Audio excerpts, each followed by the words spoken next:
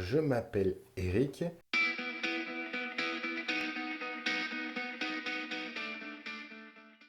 La question est un peu compliquée parce que j'aurais tendance actuellement à me dire indestructible.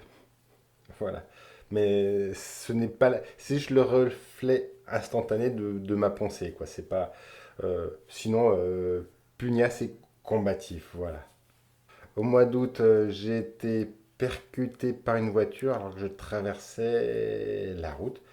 Je suis tombé dans le coma, j'ai été porté et je me suis réveillé. J'admets que le corps médical m'a retenu par un cheveu. J'ai plus beaucoup de cheveux sur la tête, mais ils ont trouvé le bon cheveu résistant pour me ramener à la vie et pour pouvoir aujourd'hui euh, parler avec vous, enfin être présent.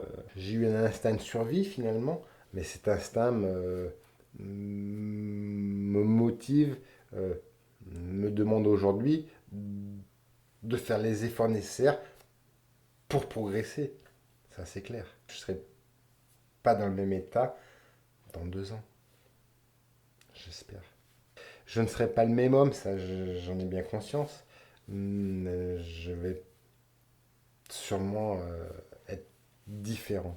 Aujourd'hui, je suis dans un effort invisible. Euh, ouais, et ça, c'est un gros effort parce que je ne connais pas. Un bon ami m'a dit, Eric, tu as pris l'ultra trail de ta vie là. C'est le seul truc, c'est que je connais ni le dénivelé, ni la complexité enfin, l'exigence du parcours, ni la longueur du parcours. Je sais pas où elle est la ligne d'arrivée. Et ça, c'est un effort monstrueux. C'est un effort sur moi-même. C'est un effort moral et mental. Finalement, je ne le connais pas, mon corps. Je croyais que je le connaissais super bien, mon corps. Et là, il me parle, mon corps. Il me dit qu'il n'est pas bien, mais et je ne connais pas. Oui, mes muscles, je les connais. Oui, mes os, bon, je les connais. Mais les parties cachées de mon corps, je les connais pas. J'ai une partie de ma mémoire, surtout la mémoire immédiate, qui m'a fait défaut. Et en fait, je suis en train de m'apercevoir que j'ai des trous dans la raquette, que même ma mémoire ancienne, il y a des choses, je sais que j'ai des choses, des détails ou des faits ou des choses qui sont passées que j'ai oubliées. Ça peut me revenir une demi-heure, trois quarts d'heure ou 2 heures après. Un gros décalage, c'est le différé, c'est pas le direct. Je suis bien accompagné psychologiquement, donc parce que oui, une fois que je suis sorti, bien sûr qu'il y a kiné, il y a orthophonie, orthopsie, et la psychologie à l'hôpital, le psy me dit mais vous en aurez besoin dehors. Je dis ah ouais, je m'en cache pas, ouais, ouais, tout à fait.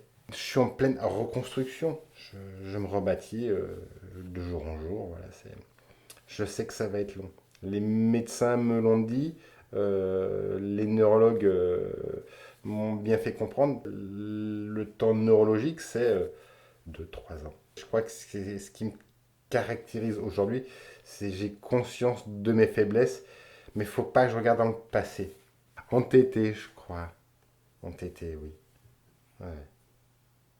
C'est mon défaut qui passe côté qualité, entêté, endurant, obstiné. C'est-à-dire que quand j'ai une idée en tête ou quand je veux faire quelque chose, je me donne les moyens d'y arriver. Je lutte constamment, je m'entraîne, je travaille. Ça ne me fait pas peur. Je suis triste de ce que je suis aujourd'hui. Euh, Avant, je pense que j'étais quelqu'un de battant, de dynamique, et puis j'avais toujours le cerveau qui tournait. Bon, le cerveau a une grosse fissure, c'est en train de se réparer et je vais beaucoup moins vite, je réfléchis plus, je suis moins percutant. Et puis mon côté sportif, ben, il est mis de côté pour l'instant, parce que je peux pas, je suis en train de me refaire. Je fais de la rééducation quotidiennement. Je me réapproprie mon corps et c'est quelque chose que je connaissais pas. J'aurais jamais cru que je redécouvrirais, que je réapprendrais des choses simples. J'ai réappris à marcher. Ça m'a créé une émotion très très forte. C'était énorme.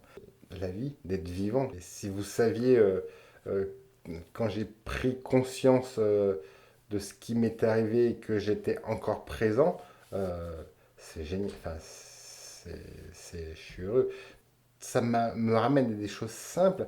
Bien sûr que la vision du monde a totalement changé. Et ces petites choses qui étaient quotidiennes, simples auparavant, qui ramènent au, au concret, ouais, je suis content. Je suis content de pouvoir être avec mes filles, de pouvoir les engueuler, parce que c'est sûr que je suis moins patient, j'ai plus de filtres. Enfin voilà, j'ai tendance à m'emporter un peu trop vite. Mais moi, j'ai la capacité de le faire, enfin, de le dire, donc c'est très important. J'ai beaucoup skié jeune. Je faisais de la compétition où ça allait, j'étais pas mauvais. Après, je, m- je me suis mis à courir, pas après mes skis, mais après le chronomètre. Je courais sur route. Et puis un ami sur Lyon qui courait un peu, qui était un bon marathonien, m'a dit une fois, je vais faire une course à Val d'Isère. Il m'a dit, on va faire le high trail de la Vanoise, viens avec moi. Et donc aujourd'hui, je pratiquais, mais j'espère que je pourrai y revenir d'ici quelques temps. L'ultra trail, ce sont des courses longue distance dans la nature et souvent en montagne. C'est une question qui revient régulièrement avec l'entourage. Pourquoi s'infliger ça? Mais moi, je m'infligeais rien. Euh,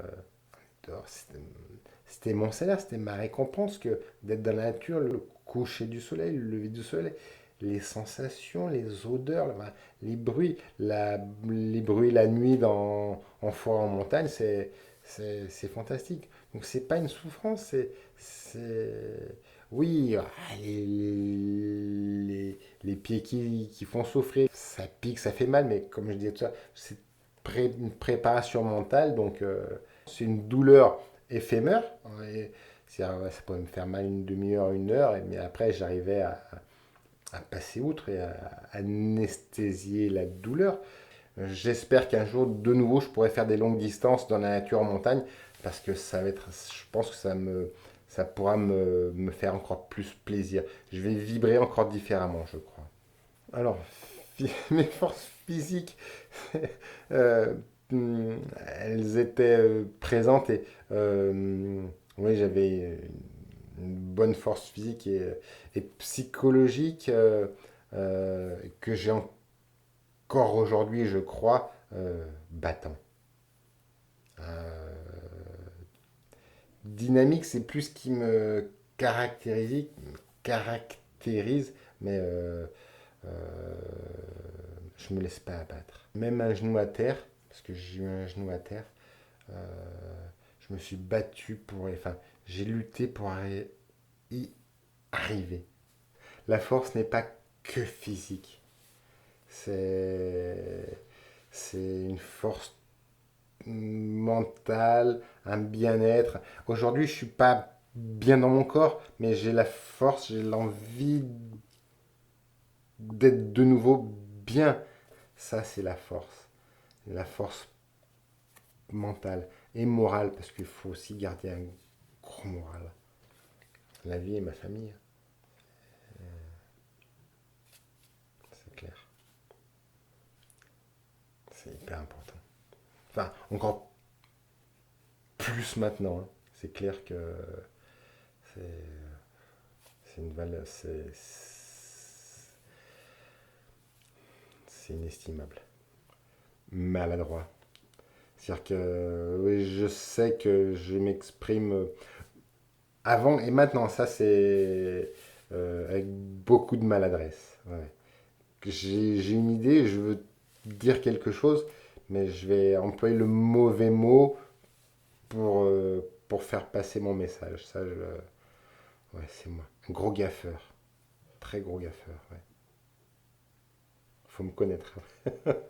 Pour me supporter, faut me connaître.